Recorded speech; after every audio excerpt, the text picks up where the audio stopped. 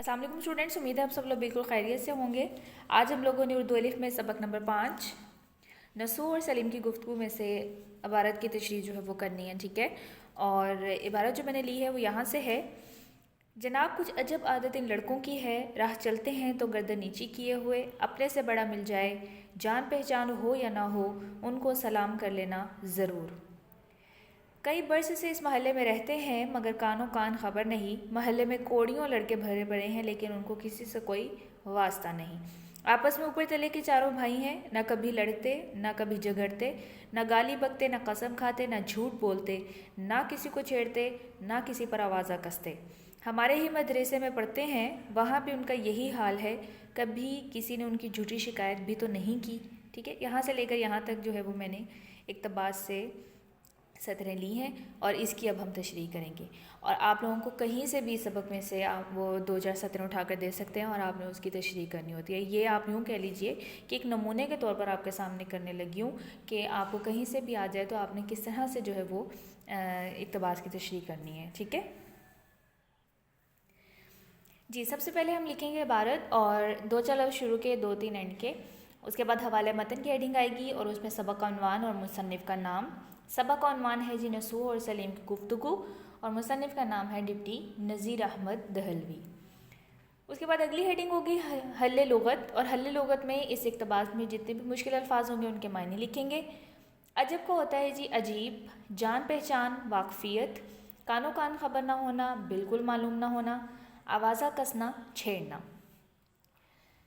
तशरीह की तरफ चलते हैं और आप लोगों को तशरीह से पहले बताती चलूँ कि आपने इस सबक में जो भी बात पढ़ी है उसको नहायत मुख्तसर अंदाज में जो है वो पहले 4-5 लाइनों में बयान करना है, ठीक है। उसके बाद आपने असल इक़्तिबास की तरफ आना है, यानी आपको इस सबक में क्या बात बताई जा रही है आपने उसको इस तरह से लिखना है जिस तरह हम नज़्म का मरकज़ी ख्याल लिखते हैं, ठीक है। टू द पॉइंट बात करते हैं, बिल्कुल उस नुक्ते पर जो बात हमें बताना मकसूद होती है। पढ़ते हैं जी। मुसन्निफ़ बताते हैं कि दिल्ली में हैज़ा की वबा फैली तो मियाँ नसूह भी उस बीमारी का शिकार हो गए। उन्होंने अपने ख़ानदान की बेमकसद ज़िंदगी की इस्लाह के लिए अपनी बीवी फ़हमीदा की मदद ली। इसी हवाले से बात करने के लिए उन्होंने अपने छोटे बेटे सलीम को बुलवाया और उससे खेलों में दिल ना लगने की वजह पूछी। सलीम ने बताया कि महल्ले के वो 4 लड़के जो नहायत शरीफ हैं, उनकी नानी की नसीहत की वजह से उसका जी खेलों से उचाट हो गया। अब हम आ रहे हैं असल इक़्तिबास की तरफ। दिए गए इक़्तिबास में मुसन्निफ़ कहते हैं कि सलीम नसूह को उन 4 लड़कों की आदत के बारे में बताता है कि वो बहुत ही अलग और नेक आदात के मालिक हैं। उनके हुस्न इखलाक ने मुझे बहुत मुतासिर किया है। उनकी ख़ास खूबी ये है कि वो हमेशा आजिज़ी और इंकसारी का मुज़ाहरा करते हैं और गर्दन झुका के गली से गुज़रते हैं। उन्हें रास्ते में कोई बड़ा मिल जाए, जान पहचान या वाकफ़ियत ना होते हुए भी वो उनको सलाम करते हैं। आप तो जानते होंगे क्योंकि वो कई सालों से इसी महल्ले में रहते हैं। महल्ले में और भी कई लड़के रहते हैं मगर उनका किसी के साथ कोई ताल्लुक़ नहीं।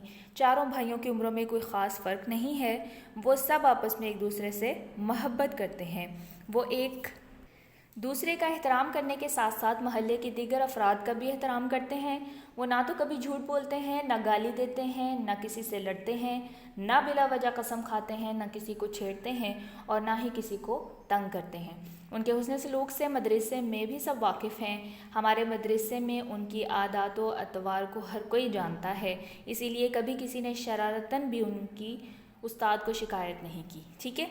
तो अब आप खुद देख लीजिए कि हमारे पास इक़्तिबास था 3 से 4 या 4-5 लाइनों का और हमने उसको किस तरह से वजाहत के साथ जो है वो बयान किया है, ठीक है।